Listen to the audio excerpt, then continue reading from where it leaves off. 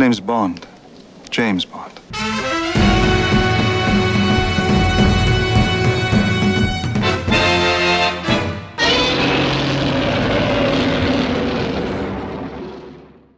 Hello and welcome. You're listening to Bond vs. Godzilla, the podcast that compares and contrasts two of the longest-running film series in cinema history.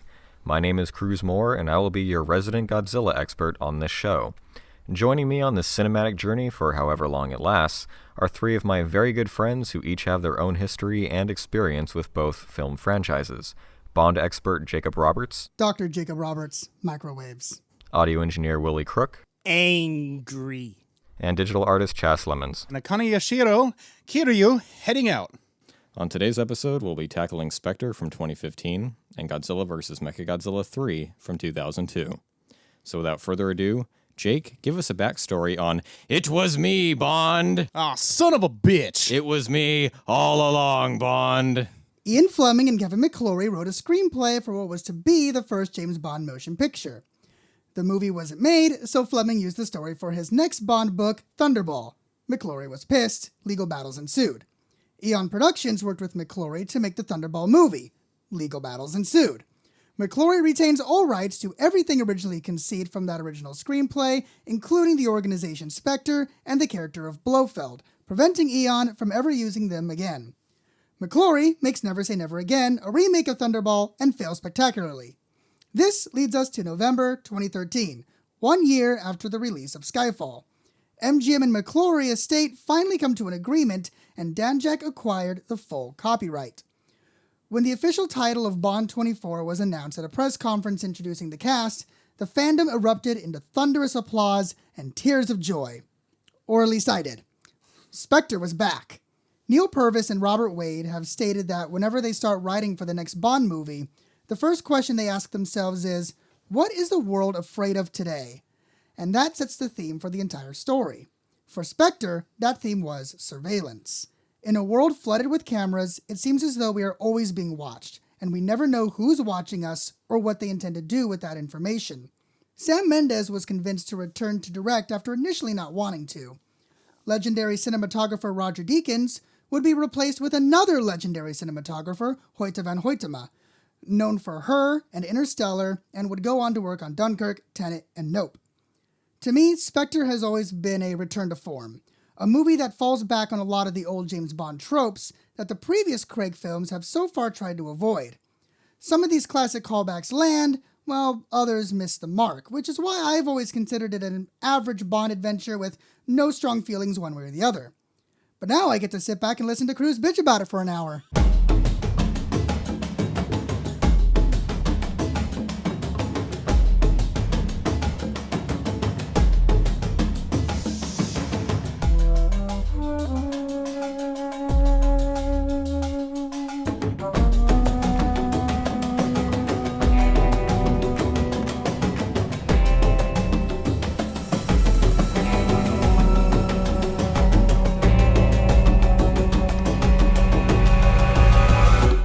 Regardless of any shade that may be thrown around, I would like to start my grievances by citing the Bond expert in the room by saying they constantly showed us throughout the entire Bond lineage that they didn't necessarily need Blofeld or Spectre to succeed and make great films. Which brings us to this film, which completely underutilizes what they fought for so long. It doesn't add anything to the overall threat or plot. But nowhere near as good as Skyfall, and really leaves you questioning what this movie could have been had we just not had to have been injected with the Spectre cocktail. You definitely see in this film, you see the fingerprints of what had to have been going through their minds when it was made. Greasy fingerprints. Because with the three films leading up to this now, mainly Casino and Quantum, they were already building up the, secret organization that was secretly behind everything evil in the world. They were already building that up. It just originally wasn't supposed to be Spectre. It was their new organization, which they were naming Quantum. Suddenly we have Spectre and Blofeld back, and so you can see the writers just going, oh yes, it was Spectre and Blofeld all along. which we'll get to, and that's probably the biggest sin that I hate for this movie. But the reason why these films have entertained us so far, besides Quantum, is that we are following this new version of this character, his trials and tribulations, the relationships that he has. As you said before, it's all about the characters and what they are going through, in addition to amazing stunt work and action and, set pieces. I would say the number one thing that we have not been paying attention to whatsoever is the giant overarching potential mystery of what Quantum was. Like, I don't think any of us really cared about that, and this film centers on that so strongly. And by the time we get to that point where everyone stands up in unison and says it was us all along, we're like, so? I think that is actually a victim of circumstance, though, because of how great Casino Royale started, how shitty overall Quantum was. The movie that introduces Quantum was shit. Well, no, Casino Royale was... Well, Casino Royale teases Quantum. Right. The movie that centers on Quantum Right. as a organization was bad. And I think that's what the problem that this movie is suffering from, because then they also changed it from Quantum to Spectre. No, because my point is, Quantum and Spectre, regardless of the name or what they're doing, I don't give a fuck. And I'm saying I Big think Bad that's- is Big Bad. I'm thinking that is a victim of circumstance, because whether it was Quantum or Spectre, because Quantum of Solace was so bad, it was kind of the key to this movie.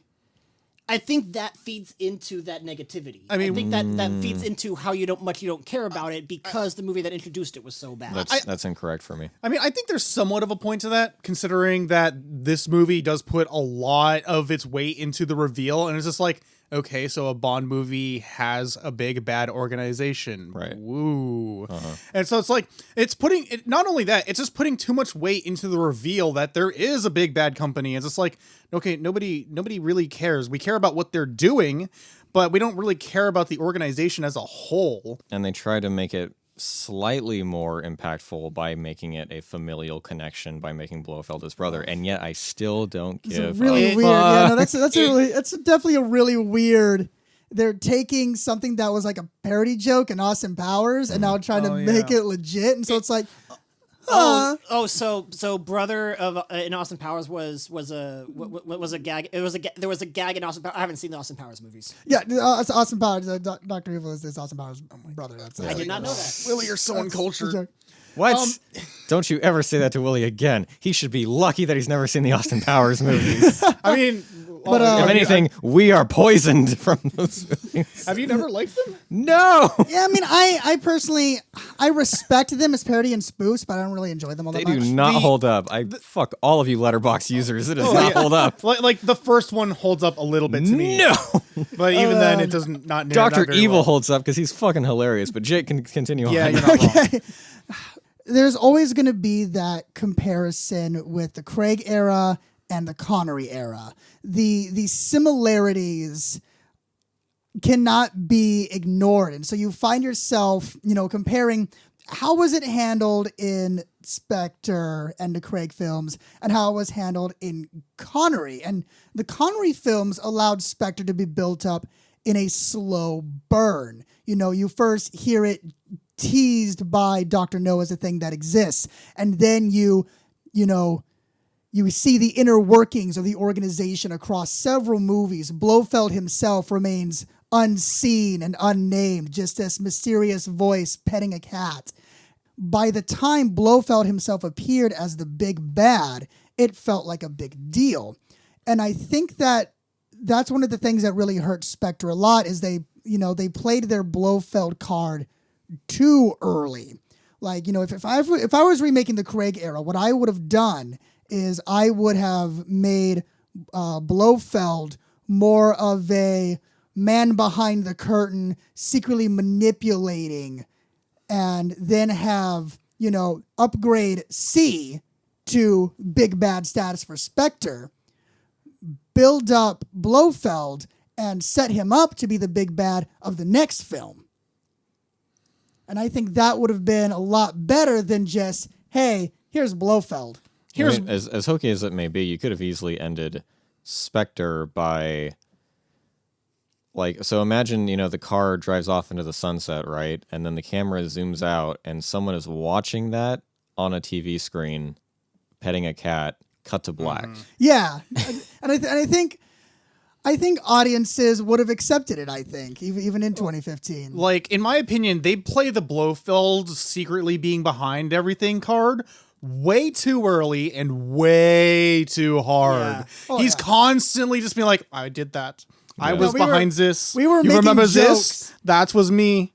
You're making jokes afterwards, just having Blofeld was behind everything. It was me. It bothered me when I first saw it in the theaters, and it bothered me the other night where I was just yelling in the theater where Blofeld was just like, yes, it was me. And I'm like, no, it wasn't. And that's an effect of how obvious the shoehorn is. Oh yeah, I mean for me, Because it's so much more impactful when, like, Silva had a goal and he wanted to kill M, and it was personal, and making it so that he was just an agent of this guy, it doesn't add anything, and it feels like I do agree. It feels like working in a group in school and someone taking credit for what the fuck you did. Like It actually kind of detract from the ferocity of Silva's motivation in the previous film. I was just trying to say that. or even like Vesper's sacrifice. Like, he claims like, oh yeah, all the women in your life die and it's all because of me. It's like, given a different circumstance, Bond could have rescued her from that thing. You did not drop the elevator. You did not lock her in. Like, shut the fuck up, Blofeld. I think the point of that was that he was working for him, and he was one of his agents. Well, she wasn't that. I mean, that I can believe more because Blofeld easily could have been the one to order her to be having finished off. No, that's true. But what I mean is that he is not personally responsible for her death, because her death was mostly accidental and self-inflicted. The retcons in the movie honestly never bothered me that much, but I easily see how it can be a point of contention for others. For people that can't get past the retcons, I get it. Yeah. This is, for me, it's just like everything was connected to Spectre and Blofeld was behind everything. All right. So, it would be like if, when Bond met Blofeld and You Only Live Twice, and he just suddenly came out and said, yeah, Goldfinger was working for me. Mm-hmm. And it's like... That, and like when we get to You Only Live Twice, I have so much more fun in that movie. Not only because I think it's just a better made movie, but Spectre is not, to my memory, the main conflict in that. It's that we have to stop this nuclear conflict, and then at the end of the film, that's when we face the final boss. They don't paint Donald Pleasance in like he's eating with your family, he's with your lover. It's like they don't matter really. It's the conflict that matters, not the person and the corporation. We don't need to spend 5 minutes in a super smoky, dark room with silhouettes to emphasize that these people are evil. I We do know like they're that scene. evil. I do like that scene. I do like the Spectre boardroom meeting in Spectre. Having the guy move his microphone closer to him. Oh, total power move. Yeah. I legitimately like that detail because I think that is a decent power move that does show like this guy is so in charge. By then we don't know him as a character. We just know him as the silhouette leader of the organization. So when he first shows up and he says, I'm not even going to bother to reach my hand out to move my microphone. I'm going to make my henchmen do that. It's a total power move. It's when we actually get to meeting Christoph Waltz that he loses all of that intimidation factor. I love Christoph Waltz. He's one of my favorite actors, especially when he plays villains. But oh dear God, was he incorrectly used in this movie? And yeah, I would name him as my least favorite Blofeld because of it. See, what you see as a power play, I see as fucking lazy.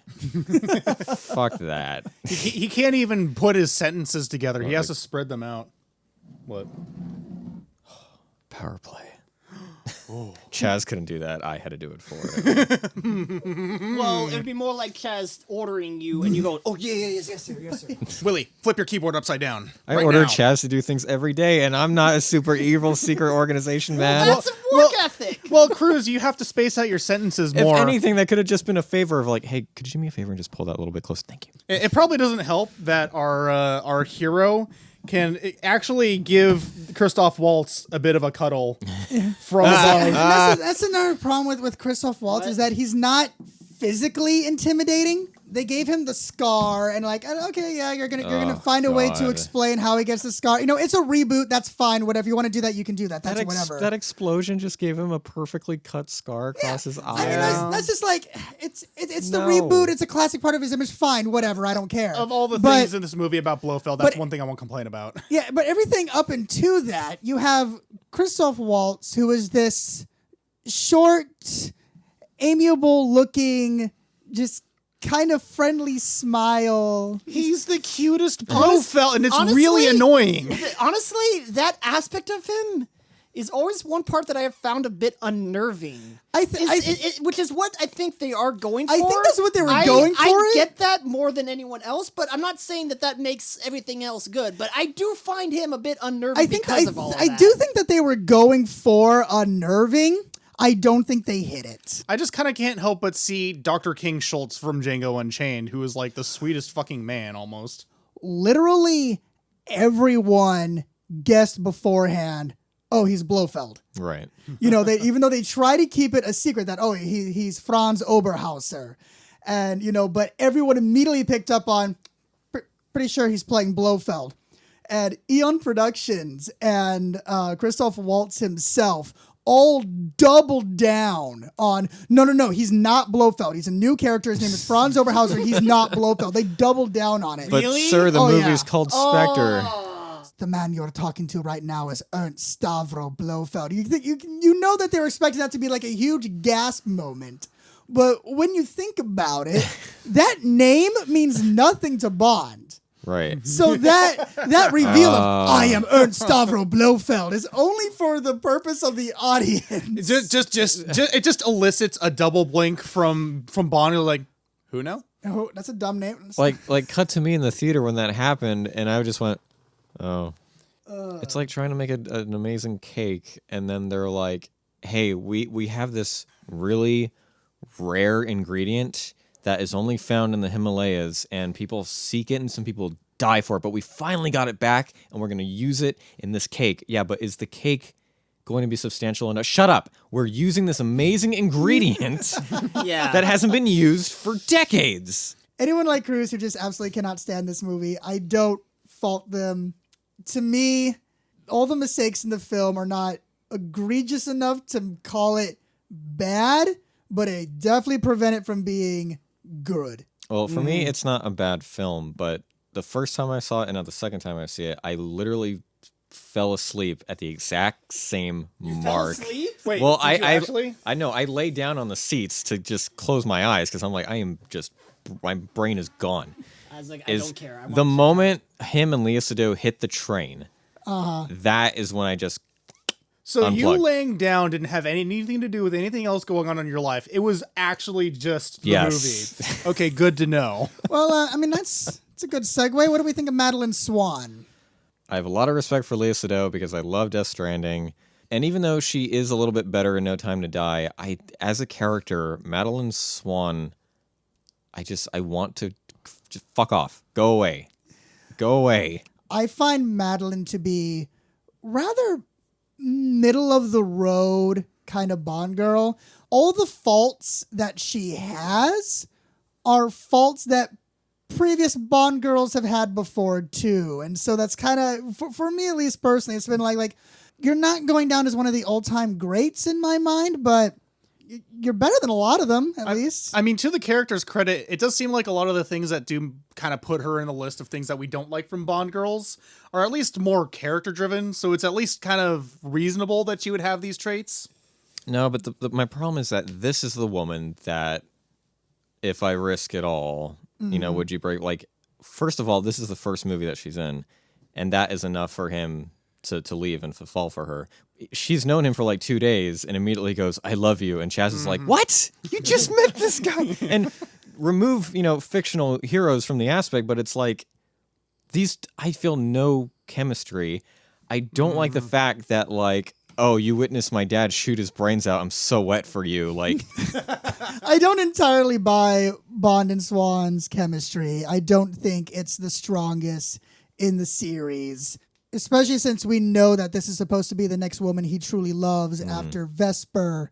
You know, there is kind of that like, could have done better, Yeah.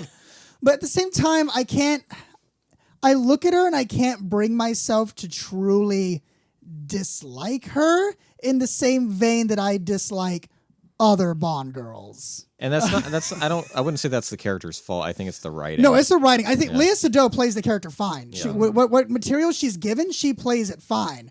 And like, I agree with a lot of the points that you brought up, where a lot of her role in the plot is contrivances. The biggest offender is when, you know, they leave her alone and have Yep. her walk away. Bye. Purely so she can be captured and become a damsel Yeah, in distress. oh my god.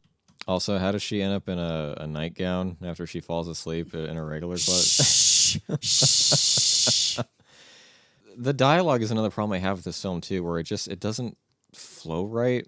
It's clunky at times. Her being drunk and like, okay, we just come from a situation where like her father's dead, she needs to be protected.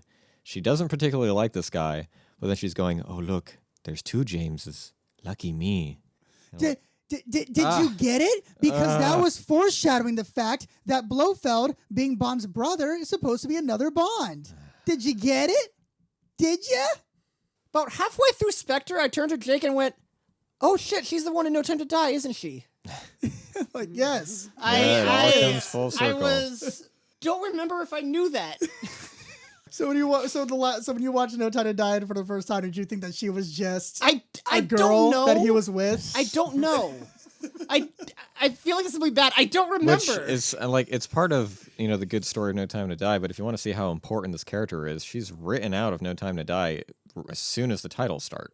So it's weird. Like, I don't know whose choice it was to just inject her into the story in order for him to settle down in a On Her Majesty's Secret Service style kind of thing. Dave Bautista was completely on board with playing a mute henchman character. Bautista himself is a lifelong Bond fan, and he wanted to revive the archetype that was inspired by characters like Oddjob and Jaws. An attempt was clearly made. Oh yeah, good attempt on this, honestly. I mean, I feel that Mr. Hinks misses the mark. You know, I always go back to, you know, Craig, I miss the henchman. And Mr. Hinks is like their one real attempt to have that memorable henchman. But I feel like he just doesn't have that X factor that Oddjob and Jaws had. I mean, they give him metal-plated thumbnails. And That they he give- uses once. Yeah, that he uses only once. I was really expecting him to use them in a fight. Yeah, when and I he barely first does. when I first saw the movie, I thought that was going to be his gimmick. And then he pulls out the double-barreled handgun, and I was like, "Oh, this That's is going to kinda be." cool. Oh yeah, and then, kinda this cool. is going to be his thing, and he uses it to good effect, and it's just like, Yeah, and they don't really use it he stops anymore. using it after Austria. Yeah, and it's just like, oh, okay, well, he had two cool things. Are they going to use them again? No. That was the fight where Daniel Craig received a knee injury when fighting Dave Bautista. It halted filming, and it was like it was probably like the biggest injury he received on the set of Bond. But it's okay because Craig returned the favor by accidentally breaking Dave Bautista's nose. So, you know, that's fun. So when are we going to get to the part where Daniel Craig says that he'd rather slit his wrist than be in another Bond movie after We can this talk one? about that if we want to talk about that. That is a story that was just blown completely out of proportion by exceptionalist media. That, you know, that tabloid journalism. The question was asked to Daniel Craig, would you do another Bond film? Literally like a day or two after filming had completed. He was still dealing with an injured knee. You know, he was tired and exhausted. And anyone who has seen Daniel Craig in any interview, he has an acerbic sense of humor. He is sarcastically dry with everything he says. And he conducts himself this way in like every interview. So of course he's going to come out and say, you know, would you want to do another Bond film? I'd rather slit my fucking wrists. It wasn't supposed to be no, I hate being Bond. I'll never be Bond again. Fuck this series. Fuck the fans. Fuck everyone. No. He's an old man who wants to go take a fucking nap. Leave him be. Yes, he's going to do another one. There, that's my slip my wrist rant. Are you sure it wasn't because there are things in this movie that don't make any sense? Like, why does Judi Dench make a cameo appearance when her video message could have easily been a note? Because it's Judi fucking Dench. Judi Dench wouldn't leave a specific instruction to Bond on a sticky note. Yes, she would. M would. Judi Dench would not settle for anything less than a video cameo. It makes no sense of like, Bond, find this guy, kill him. And that, how was that not a piece of an email? So you can have a Judi Dench cameo. We've had holograms in this series before. Couldn't they have deep faked her in that message as being a hologram? Oh, I hate that so much. Bond, you must go to the Dagobah system. Maybe a voice recording. I disagree that any of that would work. At least.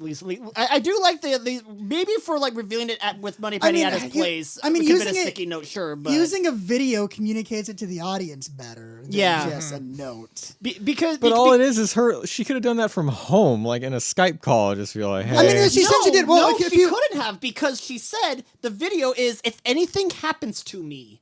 well, which if you look at the video where M tells Bond to kill Marco Sciarra, you can see the clothes that she's wearing and the couch that she's sitting on, which is identical to where she was in Skyfall. When she was at her home, she had her laptop and she clicked on the link that sent her to the YouTube video unveiling all the NATO agents. She's sitting on the same couch wearing the same costume. So they actually went out of their way to make continuity there to suggest that that is the point that she made the video as a backup. So there was some thought placed into it. Was there any thought when they had one bullet blow up the entire Blofeld complex? Yeah, it's called setting the Guinness World Record for the largest explosion in cinema history. This incredible. There's the asteroid that has lived here for centuries and came here from space. One bullet.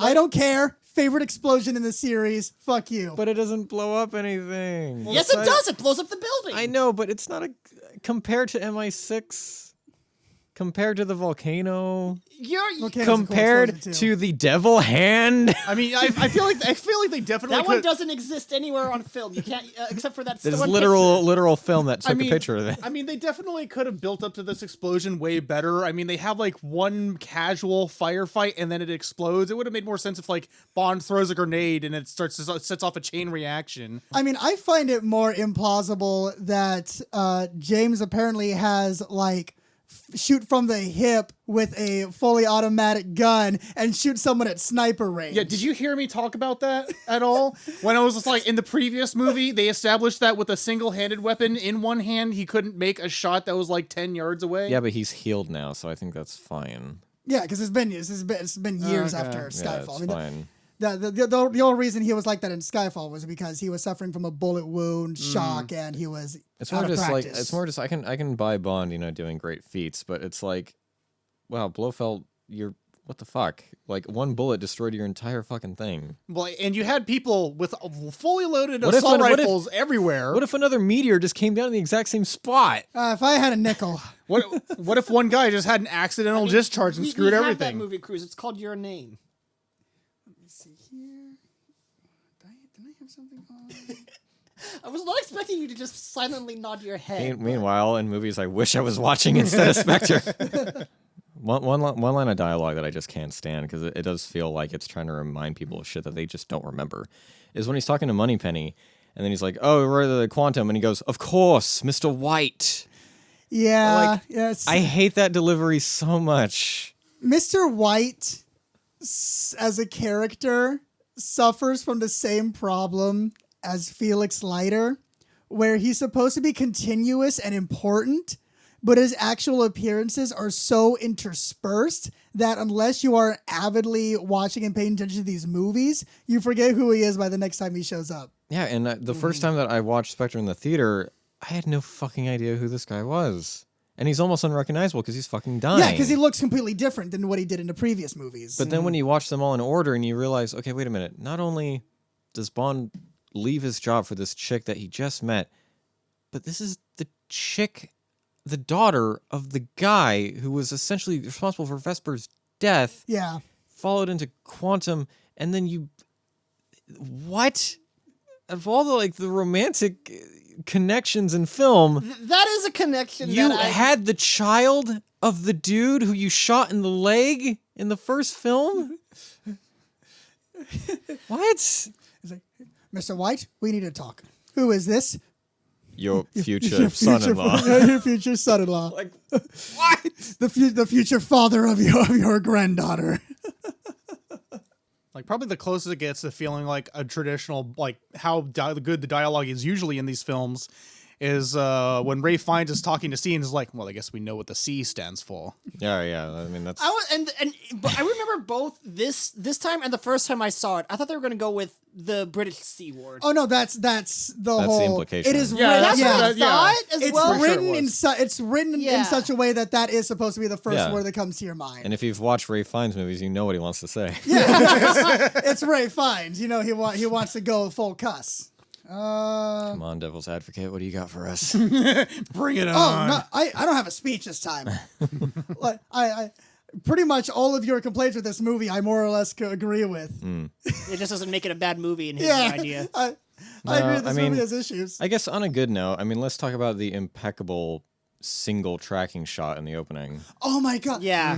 The pre-title of Spectre is one of the greatest pre-title sequence in the entire series, bar none. Everything from the tracking shot, the way they orchestrated the Day of the Dead festival, the brilliant action scene with the helicopter. It is just absolutely phenomenal. Like it really does feel like a scene that you would see in an older Bond film, but it would have been a lot harder to do in the way that they Yeah, did. exactly. In this film. You notice that I'm not cowering in fear over this traditional parade compared to all the other ones we've Oh my seen. god! Yeah, that's right. Yeah. You- Well, the cool thing about the parade is that the Day of the Dead parade in the film was entirely fictional.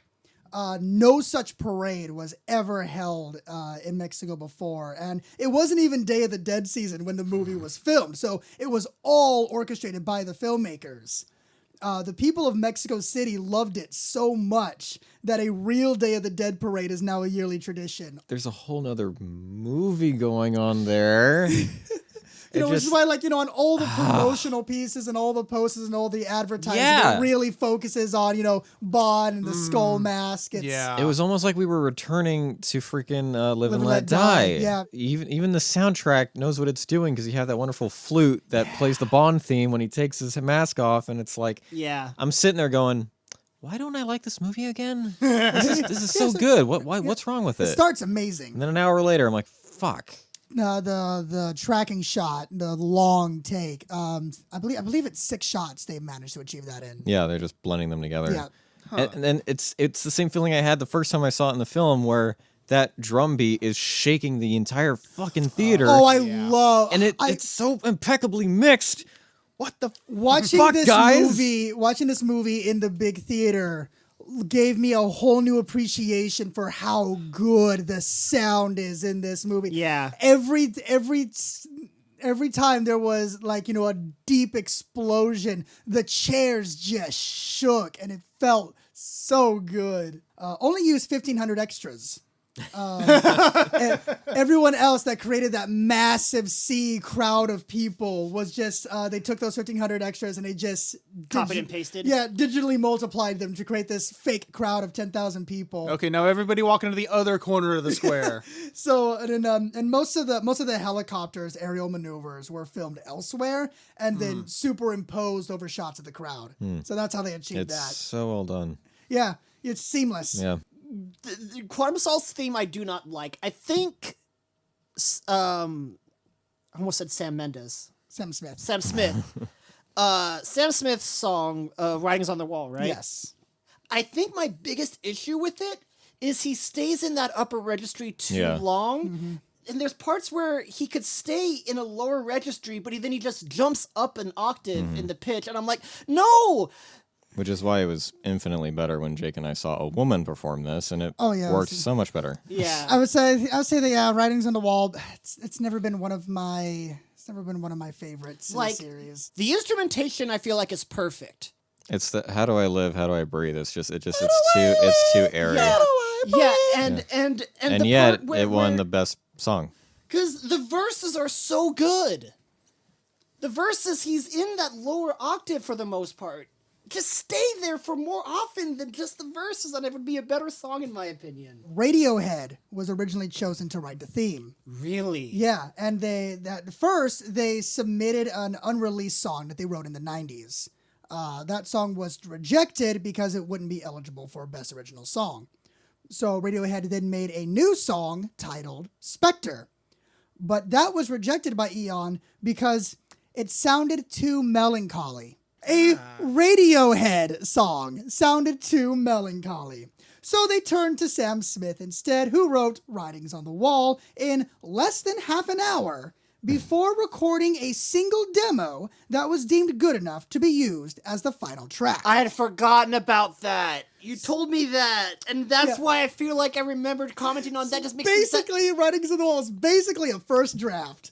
It's a title that's really mixed because I do love the imagery of the skulls and shadows. Yeah. I like the imagery used in Octopus is a bit much. It's a bit comical for me. I love the image of two people falling as these ashes and fire are billowing under them. Yeah, I like the smoke bullets and the smoke people. Yeah, that's like great. That, That's great. The intro is so good. But the then we get- instrumentation is so good. But then we get Daniel Craig just standing there as these women are like glistening their hands across his chest, and where I'm like, Just Daniel Craig just holding a claymore sword. yeah, exactly. So sexy. 9 Land Rovers, valued at about $1 million. I remember this story. Yeah, this was in the papers. 9 Land Rovers that were used for filming were stolen from a parking lot before they made their way to the actual filming location. Wow, that's quite a heist. Yeah, so they made off with 9 Land Rovers. Did they ever find him? As far as I know, no. What an interesting sign of the times for cinema. Just an Ocean's 11 movie happens right in the middle of this Bond film shooting. Towards the end of the title sequence, of the opening titles, there's this moment where Bond is surrounded by these like dozens of close-up of eyes. Yeah. Hammer in the surveillance theme. Get it? Apparently one of those eyes that surrounds Bond belongs to Karen Gillan. Oh, I had a feeling I hated one of those eyes quite a bit. And screw that eye. Those eyes in particular, I want to gouge them out with a spoon. But if we get to the climax, big evil villain of the James Bond franchise is just chilling in a helicopter and blinking as the helicopter slowly flies away, and Bond shoots it with a handgun. Bond takes down a helicopter with a handgun. Just like Yeah. that casual shot of Christoph Waltz just sitting, blinking. I'm Christoph Waltz. Like what the fuck? I'm so cute. Just what the fuck? I remember when Why is it not flying faster? I remember when I first watched this film, I did like the ending where Blofeld was arrested instead of having Bond kill him. I wanted my fucking money back. I thought that at the time I liked that concept. I thought that like, oh man, they're gonna have Blofeld be even more badass and awesome in the next film, and that didn't happen. So it's kind of lost its luster. To be fair, he's better in that one, honestly. I did feel that having M standing on one side of the bridge and Swan standing on the other side of the bridge, little heavy-handed, little on the nose. Remember Skyfall's climax, guys? Remember that? And then we just get this casual fucking helicopter just flying. With a chase down the Thames, which brings to mind the boat chase down the Thames in The World Is Not Enough, Which is so much better. which was so much better. It does just feel like it's trying to be underwhelming for some reason. Even just the reveal of like he gets in the car, he sits back to reveal Madeline's sitting right next to him, and it's like, go away. You have not earned this spot. We just met you. Go away. Well, time to wait how many years for the next film? That's for next episode. If I risk it all, could you break my fall? How do I live? How do I breathe? When you're not here, I'm suffocating. I wanna feel love run through my blood. Tell me, is Is this where I give it all up for you? I have to risk it all, 'cause the writing's on the wall.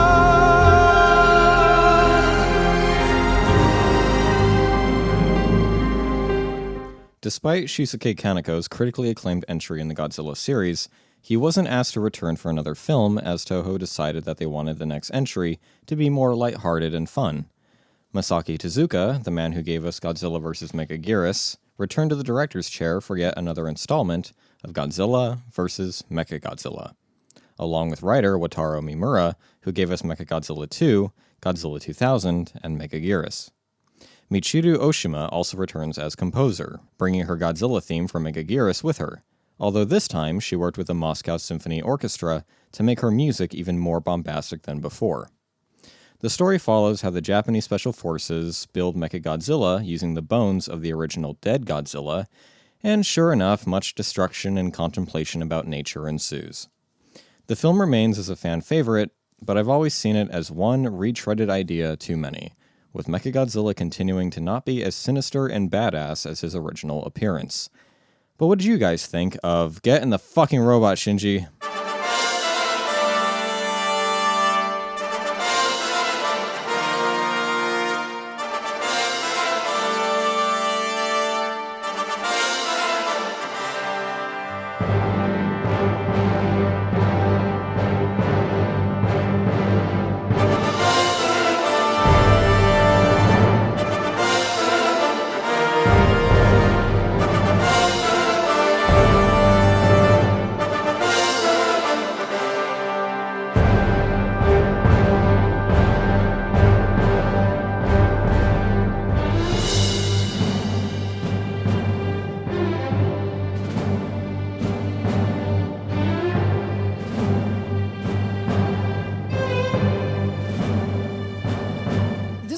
Godzilla against Mechagodzilla. I mean, it's Yep. like it's an alternate title thing, right? Because like You could call it Godzilla vs. Mechagodzilla 3, which I consider it to be, or Godzilla against Mechagodzilla, or Godzilla X Mechagodzilla. I was asking, and I brought it up to friends that I was talking to today, and they're like, wait, Mechagodzilla? No, oh wait, no, you're talking against Mechagodzilla. Like they didn't know which one I was talking about when I said 3, because wasn't the one that the one that was, I think, the time traveling, wasn't that one called 3 in the title as well, or was that one called 2 and it was the third one? Because there was something weird with the Roman numerals in one of the previous Mechagodzilla movies. Who gives a fuck? I do. With a vengeance, apparently. The one word that I keep going back to describe this movie is disheveled. It was kind of all over the place in terms of the pacing and the scene transitions, and just suddenly, we're a couple years in advance now. That just like ahead. That didn't really, I felt like, have a proper wind down before it said 4 years later or whatever it was. Going past the jumbled storytelling, it was still fun. This movie really enjoys its location and time cards. I can see how fun this film can be in certain aspects. The action is, entertaining, and I think the suit work is good. But once again, when we get to a story that follows soldiers in a mech, like my brain is just shutting off. I don't care about them at all.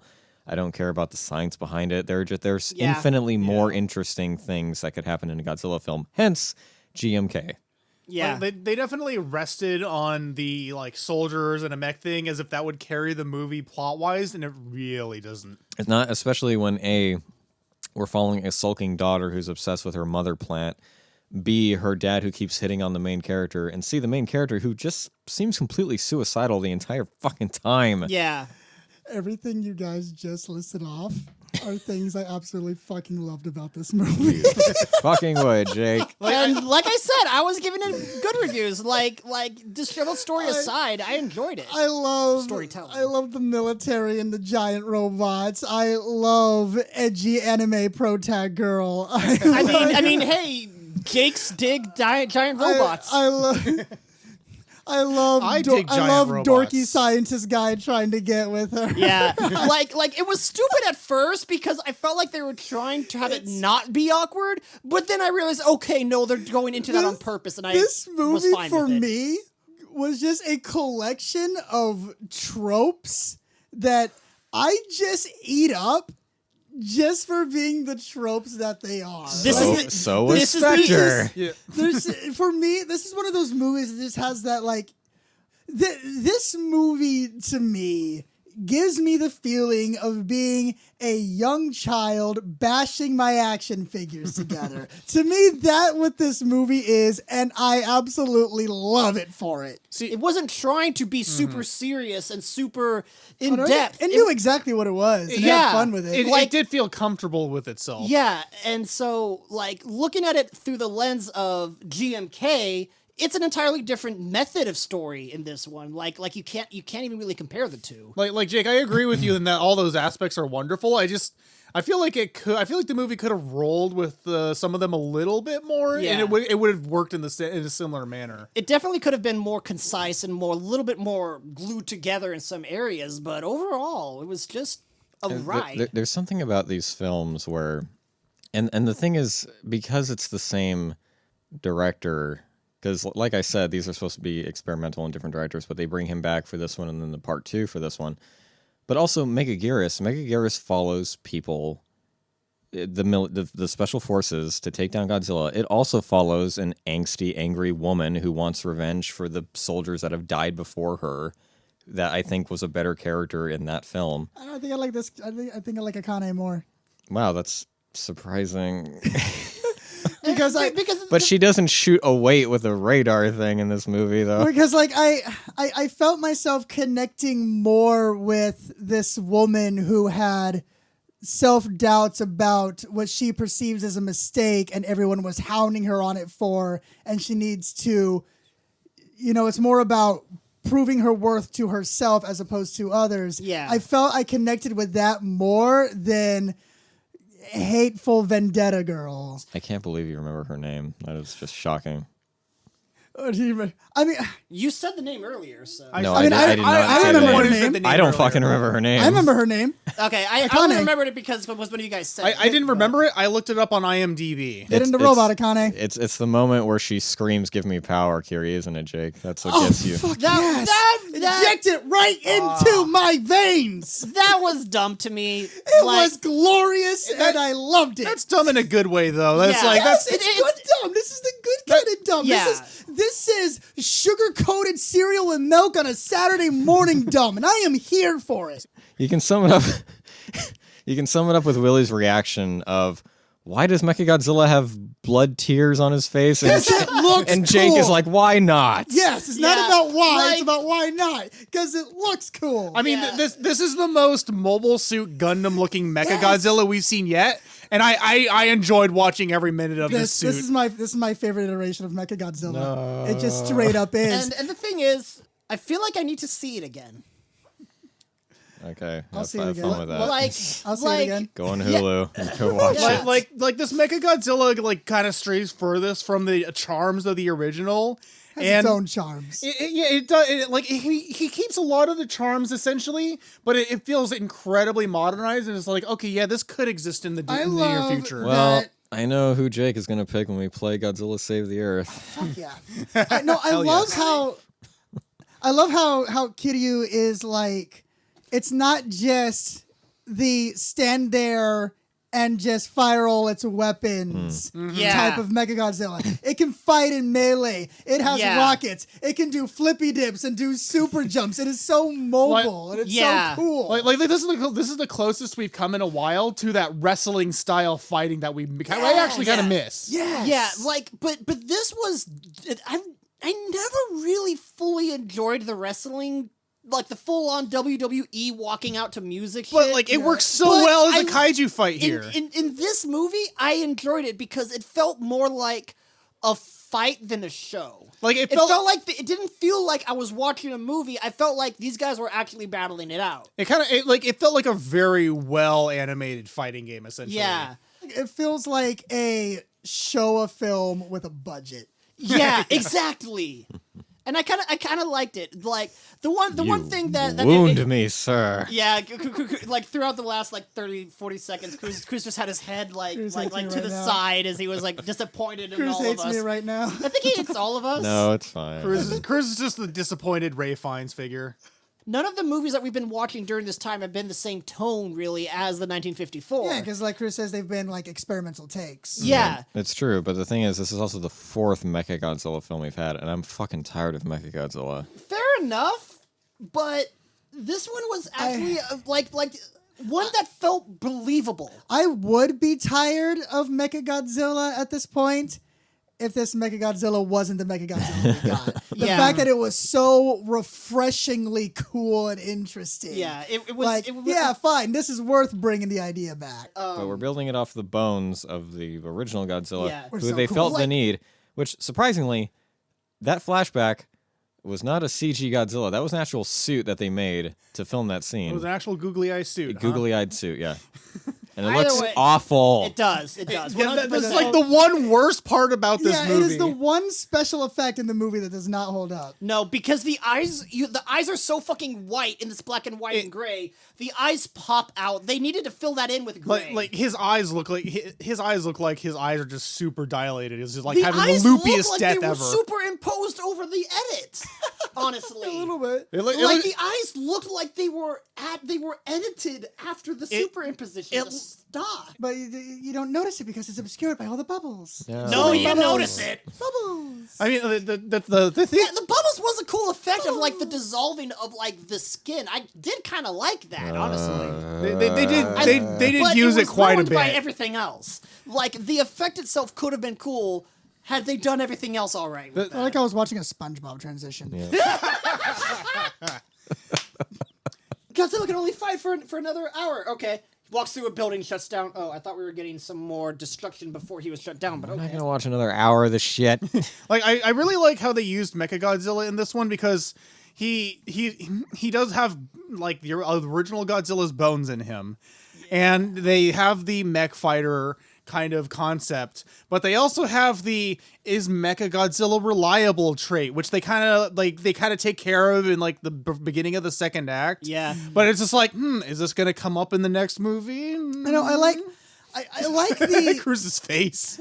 I like stories like this that set up a sort of like symbiotic relationship with the heroes, where it's not just Kiryu, it's Kiryu and Akane, and it's them together that makes the fighting force that is able to go up against Godzilla. It's like you have these two beings who need each other because they are significantly lesser without the other. And that's just one of those tropes that just, warms my cold dead heart.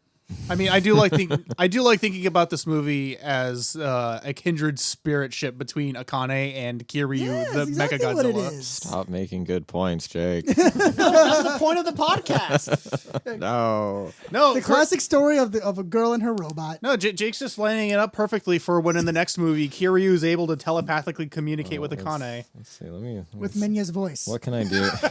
What can I do to just stomp on Jake's dreams? Because I don't think Akane comes back in the next one. That's disappointing. That'd be dumb. Yeah. Like, that would be really fucking dumb. Yeah, she's like She's the main character of this one. How do you make a sequel within it?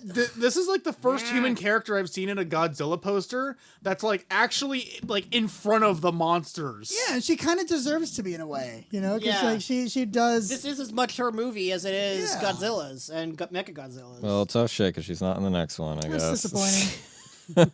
She had to go back to her home planet. Even and even died on though the way this is there. the second post-credit scene, because the director loves fucking using those. Yeah. Where they friggin' stand in front of Kiryu and she does the salute. To be continued. Or not. Or not. Yeah, like I was saying before, there's something about these three films, like all by the same dude, of just like it feels like Monster of the Week. It's people getting I'm okay with it's Special Forces versus Godzilla and a monster and just and it's nowhere near GMK, and I forget that the other one involved is 2000, which is just fucking terrible. But yeah, nothing just lives up to GMK. It does kind of feel like we're watching the plot, essentially, of a television movie. Yep. Yes. I'm still interested to see where this story of Kiryu goes. I want to see where Kiryu is. Sorry, Willie. It takes place 30 years in the future after this movie. I'd be fine with that. That would actually make sense why she doesn't come back. With Kiryu Jr. Akane No. Don't ask questions. No, I will ask all the questions. So speaking of actors and actresses, yet again, we have another Showa actor return for this film. Can anyone tell me who? I did think I saw someone, but I stopped myself from speaking. I was like, nope, Chris is going to yell at me if I say this. I hate that you have that mindset, Willie. Was it like one of the scientists or doctors that they showed like the face had like a... I can't remember what else this guy did. I'm trying to remember the face that I saw. Yeah, there was one guy who's very familiar. Yeah. And it was someone who was actually in the movie, right? He was in the movie for a short period. Yeah, okay. There's an actor who returns this movie. It was a guy who was actually in the movie, right? No, like not like as like Blink a and you miss it. flashback. It wasn't the Why do I do the this guy to who became myself? the Prime Minister, was it? What? It was the guy who became the Prime Minister? Well, he is actually a returning actor from the Heisei era. Okay, so I was right that he was a returning actor. You Right. get a half a point. Yeah. Kumi Mizuno, who we remember from Monster Zero as Miss Namikawa and Dio from The Sea Monster. Oh, it was a female She played the original Prime Minister. I'm wrong. Oh, wait, so was the female Prime Minister? Correct, yeah. I thought it was this guy that we saw tripping around in Nope. like the first act. Okay. Wrong! It was the girl who was in the previous movie as the Prime Minister. Next to the show! When asked how she felt about returning to the Godzilla series, Mizuno said, Mr. Tezuka is very crazy about Godzilla. He is a very famous Godzilla freak. My role was the Prime Minister, so it's different from the roles I used to play. When I accepted his offer, he was so glad that I accepted. Mr. Tezuka might have thought that I wouldn't have accepted this old-time role. And then we have Shin Takuma, who played the only survivor of the Yahata Maru in 1985, plays the awkward Professor Yuhara. The only survivor of what? The Yahata Maru from 1985. The guy who kills the sea louse. Oh, the movie! I thought you were talking about like a ship crash. I thought you were talking like this actor survived was the only survivor of like a auto. Baseball star Hideki Matsui makes a fitting cameo in this film, as his famous baseball nickname is Godzilla, which would also become my nickname when I played baseball, despite being pretty mediocre at the game. Is that why they had that small baseball segment? Yeah.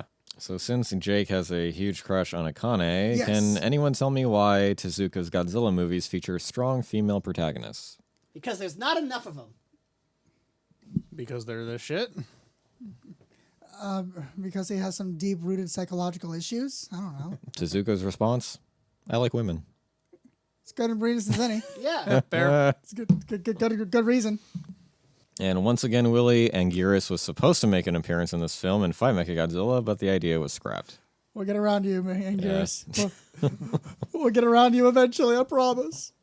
Kenji Suzuki, special effects director on MechaGodzilla, would not return to work with director Tezuka, because apparently, when Tezuka told him that the Godzilla body slam was too much in MechaGodzilla, he no longer wanted to work with him on another Godzilla film.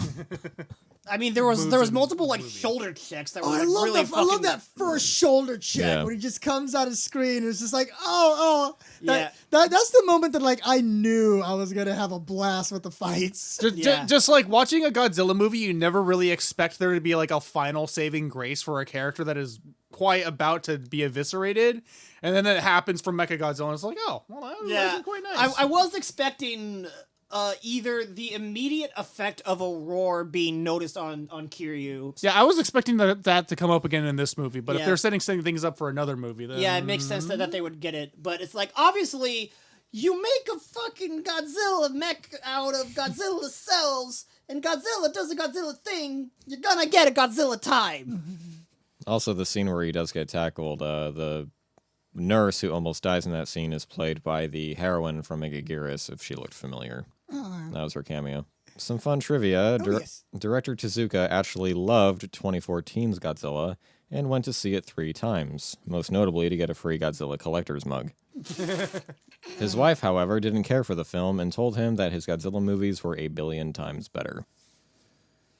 That's all I got. That's all you got about the movie? What the fuck? We talked about Spectre for like an hour and a half. I don't like this movie.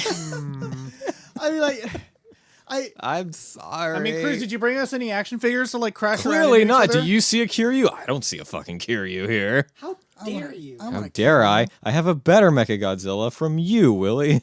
Well, I'm gonna take that one back and give you a kid. No. Well, we should slam that one and Akiru together and see who breaks apart first. Going off of Spectre, which has tone problems, to this Godzilla film that knows exactly what its tone is, keeps it, and runs with it to the races. Yeah. The idea of this movie knows what it is a concept that I've been talking about lately due to the movie Cocaine Bear. Accept the movie for what it is and what it knows it's doing and what it knows it is, and run with it in that lens, and you'll have a good time. I mean, that's how I feel about a lot of Godzilla movies in a sense. But when it comes to this one, it's just like, yeah, I know what you're doing. It's just not my cup of tea. Fair enough. Like, that's the lens that I'm viewing this one in, is that this isn't a GMK because it didn't need to be. It's definitely more of a family-friendly romp. Yeah. It's a romp. It's something that's... Especially considering that Hamtaro was in this movie. What? If you guys remember the hamster and the little girl that's dressed as the main character in Hamtaro, that was a reference to... Oh my god, it was her and Beecher, wasn't it?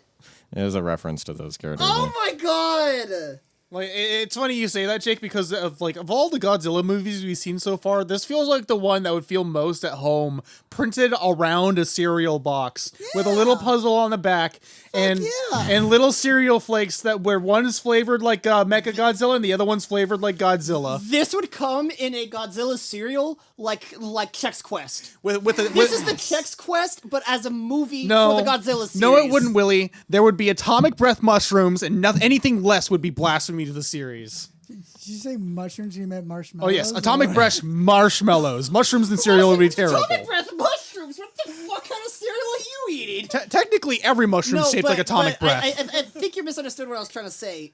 Chex Quest, the game that came with Oh, yeah. like this movie would be like a movie that comes in like a Godzilla cereal box. For those unaware, Chex Quest was a Doom like that came out forever ago. Yeah. What? Yeah, look it up. It's look it cool. up. I don't know what the fuck you guys are talking about. Chex Quest. It's basically a Doom game, but Chex themed. It was a check. It was.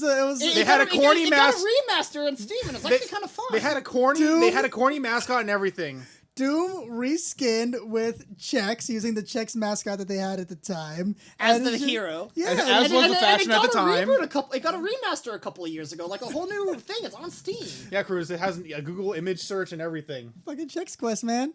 What year are Send we in your anyway? Godzilla O box tops to win your own Kiryu minifigure. Must have your parents' permission. Must be the 20th anniversary. But yeah, Must Fathom... be 13 years or older. Fathom Must pay shipping and handling. Yes. Fathom- Also 90s. Fathom, Can't forget that shipping and handling. Fathom Events put this movie out in theaters, and it's like, I mean, that's cool that you bring this back, but out of all the movies you could bring back, like, okay. When did they bring it back? Last year is 20th anniversary. But yeah, it's just one of those things where it's like there are the final 3 movies that we have to go through are great, and this movie is just not close to them. So the sequel is great. I mean, to my memory, because I haven't seen these since I was a teen. The next one is good. It should be good. I remember liking it. I Should think be good. I remember liking it. I'm Cruz. My views do not change. it's true. Well, largely I do not mature my views as I get older. So, Jake, would you recommend?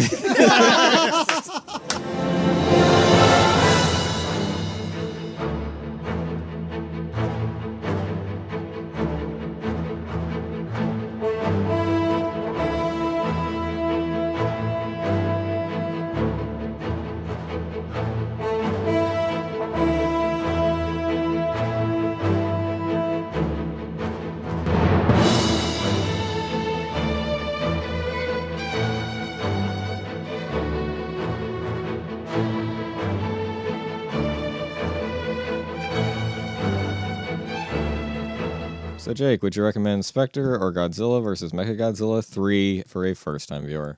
Spectre, I'm going to give it a no. Not the film's best foot forward. Why are you starting with the 4th movie in a subsequent event? There's no reason to start with Spectre. Mighty Morphin Power Rangers Rise of the Kiryu is totally, from me, a 100% yes. If you love hokey Japanese sci-fi battle mechs in the vein of Gundam or Power Rangers or anything like that, you will have a hell of a time, and I will come to your house Saturday morning wearing my little Godzilla PJs to watch it with you. I have to agree with Jake again on both of those. Spectre is not the James Bond movie to start with. If you enjoy the Mighty Morphin Power Rangers-esque type of stuff, you'll enjoy this.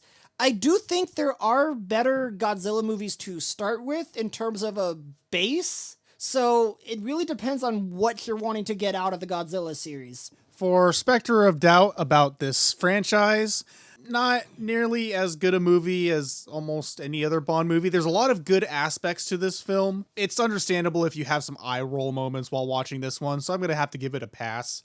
Mobile Suit Mechagodzilla, definitely a lot to like about this one, and I mean, there's definitely worse places to start for sure. So if you're more in the mood for a bit of a light viewing of a Godzilla movie, then this is not a bad place to start. For Spectre, obviously, it's not something that I can recommend for a first watch. It has, several good elements, and it keeps me, captured for the first hour. But as a whole, compared to everything else, there really is no reason to start with it. And for Godzilla vs. Mechagodzilla 3, obviously, yeah, I have no reason for anyone to start with this one. There are better Mechagodzilla movies. There are better Godzilla movies to start with. So it's just a plain no for me, unfortunately. Next time on James Bond, it was delayed a total of 6 times across 3 years, and now it's finally here. But was it worth the wait? James Bond has returned in No Time to Die. And next time on Godzilla, we conclude this two-parter with a surprisingly better sequel, as Godzilla returns for a rematch against his robot doppelganger. But what's this? A third monster has entered the ring. It's time to finish the fight in Godzilla Tokyo SOS. Thank you all for listening to Bond vs. Godzilla. We'll see you next time with a martini in one hand and a rubber suit in the other. Stay tuned and stay watching.